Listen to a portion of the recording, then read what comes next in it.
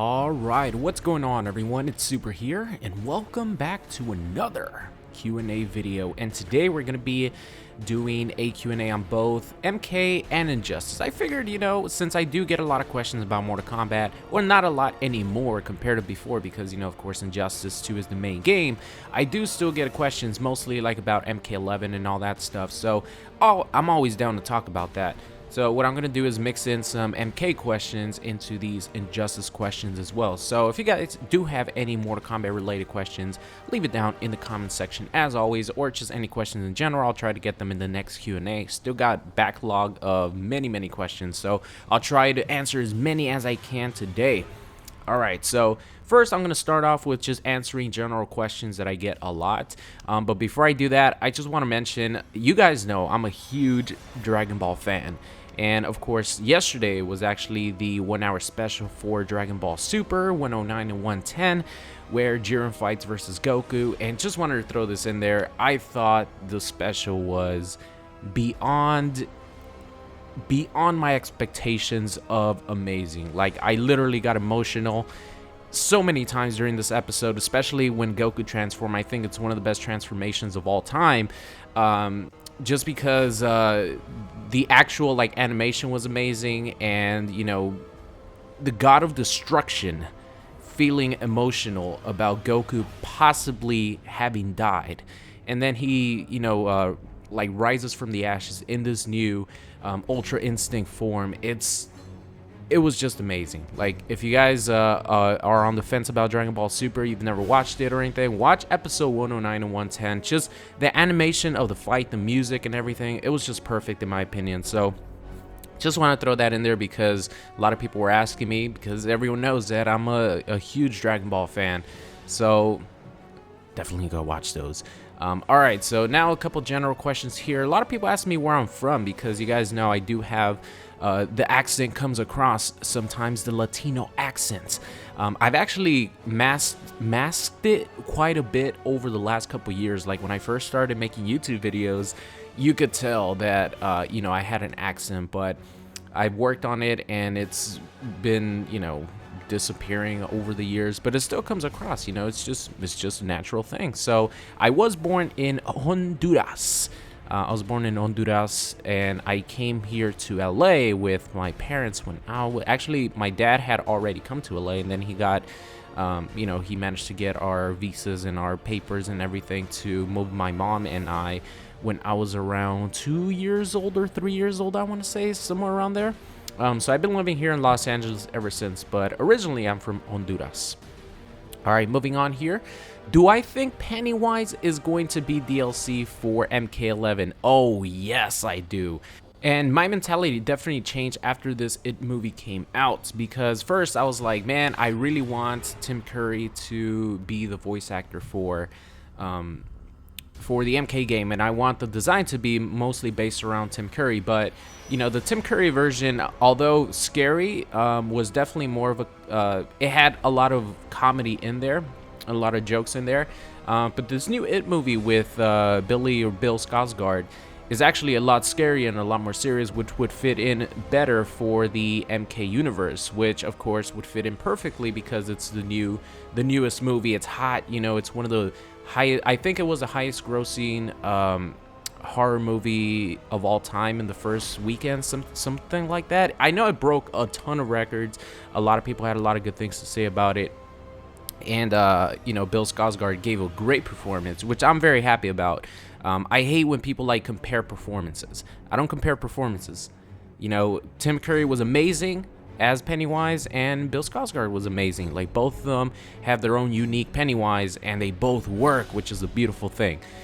So I definitely think that how hot it was, it's definitely going to be a huge opportunity for Warner Brothers to promote it even more in a very popular fighting game like Mortal Kombat 11. I think MK11 will be even more popular than MKX was, believe it or not.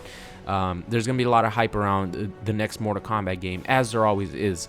So with the new It movie, I believe the new It movie, it does have a release date. or you know, like a time frame of when the movie could be released, and I think it's 2019. So MK11 will come out in 2019. It'll fit perfectly with that and help promote the movie. So yeah, I would love to see Pennywise be a DLC character for Mortal Kombat X. It's Pennywise, it's you know, Michael Myers, and it's Spawn. Those are like the most obvious DLC characters that people want at the moment, as far as like guest characters, of course, because we don't know who's going to be on the main roster. All right, now let's get down to the main questions here. First one comes from Caleb, and he has, hey Super, what's your favorite fighting game? My favorite fighting game of all time is Marvel vs. Capcom 2. It will always remain that way, no matter what. Mortal Kombat X, you know, gave a birth to, you know, YouTube, like an actual YouTube career for me, even though I've been doing YouTube for a long time. Mortal Kombat X really opened that window for me. And of course, Injustice 2 now just like helped it out a lot. Those games are special in that regard. You know, Ultimate Mortal Kombat 3, first Mortal Kombat game I've ever played. I fell in love with the franchise, fell in love with the characters from that point on. But Marvel vs. Capcom 2 is something special to me. I've always liked the X-Men because of the X-Men animated series. So I've always loved those characters, and the fact that Marvel vs. Capcom 2 had the biggest roster of characters in the Versus franchise. Not only that, but I had so many of my favorite X-Men characters. I played it so much. There was actually a video store, not Blockbuster, it was like a mom and pop video store, where they had an arcade cabinet of MVC2, and I would go there literally every single day to play this game versus the arcade machine. And sometimes people would go there and they would be pretty good. They actually taught me how to play the game. I remember specifically this one guy taught me how to play with Captain America.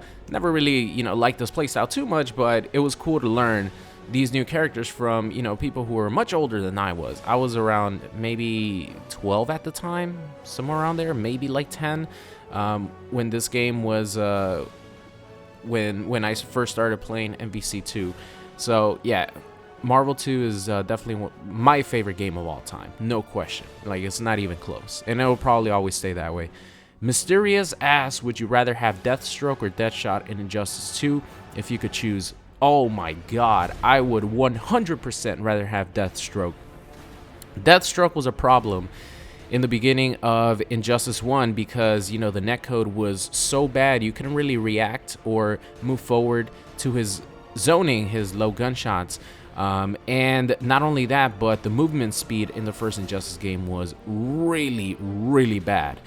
But with the beautiful, you know, netcode that we have now and the great movement speed, walk speed, dashing, Deathstroke zoning wouldn't be as much of a problem as Deadshot. Deadshot zoning is ridiculous. He's really, like, he could keep you out no matter what. But the thing that I like about Deathstroke is he actually had combos. He actually had, you know, used his blade in his fighting style. He just looked, he was just so much more interesting, like gameplay wise, than Deadshot will probably ever be. So if I had to choose, oh hell yeah, you bet your ass I'm gonna choose Deathstroke over Deadshot any day to be a character in Injustice. If it was up to me, yeah, I would have definitely brought back Deathstroke with some changes to his gameplay. And you know, Deathstroke had great offense, like not only zoning wise, but he had great mix-ups and he had great you know, range with his attacks with his sword. It was awesome, man. I really, really miss Deathstroke, you know, especially compared to Deadshot now.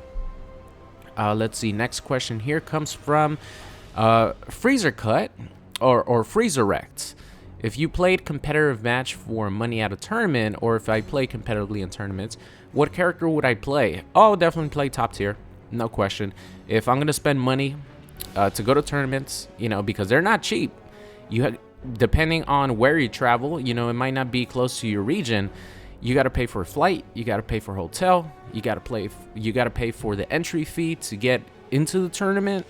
You bet your ass I'm gonna be playing the top tier character. Even if you know, I didn't like that character as much as another, I would not be playing Joker in tournament. I would be playing, you know, Red Hood right now, and I would be dedicating a lot of time to him. Or I'll be playing, you know, well, I play Supes already. Superman's pretty top tier. Not so much anymore. I think there's a lot better characters. I'll definitely be playing Supergirl a lot. I think Supergirl's insanely good. I would definitely be playing Deadshot. I'll be playing all the top tier characters, because if I'm paying money to like compete, I'm gonna give myself the best chance to win, even if I don't want to play with this specific character. So I would play top tier 100%. No line there. Next question comes from let's see, where are we? Mortal Scoop, and he asks, can you acquire the new shaders, not from the normal shaders, not like the tournament and the platinum shader or whatever? Can you acquire the new shaders for each individual character in mother boxes? And the answer is yes. You could earn them in drops, and you could earn them via mother boxes. I specifically remember getting one of the new Batman, actually 2 of the new Batman shaders recently via mother boxes. So yes, the new shaders, whenever they put something in the game that's not like you know, specifically to support tournaments like the gold and platinum shader, you will be able to get those things in mother boxes. Even for like the Wonder Woman gear sets, stuff like that, those get put into the mother boxes after the multiverse events are over. All right, I think I got 2 more questions here. Actually, a couple more questions. Waffles asks, am I ever going to play Overwatch again? And the answer is probably not. Not because I don't love the game, because I do. I love all the characters and their personalities, and you know, the Overwatch like play style. It's so fast paced. It's so much fun. But right now there's too many fighting games. There's too many things that I want to do. I'm trying to grind for these legendary pieces of gear while trying to learn new characters in Marvel Infinite. It's just too much right now for me to, you know, play some Overwatch. So maybe if I have some free time down the road, I might get a couple games in. But as far as like streaming it and all that, no, I probably rather spend my time, you know, trying to get legendary mother boxes or legendary gear, excuse me, or, you know, try to learn more characters in Marvel Infinite. Nightmare asks, who do you think has the ugliest gear? I don't know about ugliest, but I'll tell you the character that I think has the most disappointing gear for me. Maybe you could count that as like ugly gear, is the Joker. The Joker had so much promise. I was so looking forward to seeing what they were gonna have in his gear, you know, like costumes available, especially epic gear sets, that I was so disappointed to see that a lot of what he has are just duplicates of, you know, other pieces of gear, and they're not my favorite looking, to be honest. So I guess, yeah, the Joker has probably the ugliest gear in my opinion, just because the only things that I like about the Joker's gear is the normal pants, the normal coat with the undershirt, the button-up undershirt. I like the fedora hats, and I like the Batman cowl on his face. Those are literally the only things that I like about the Joker's gear. Those 4 pieces, and that's it. So I would probably pick the Joker, having the ugliest gear in my opinion.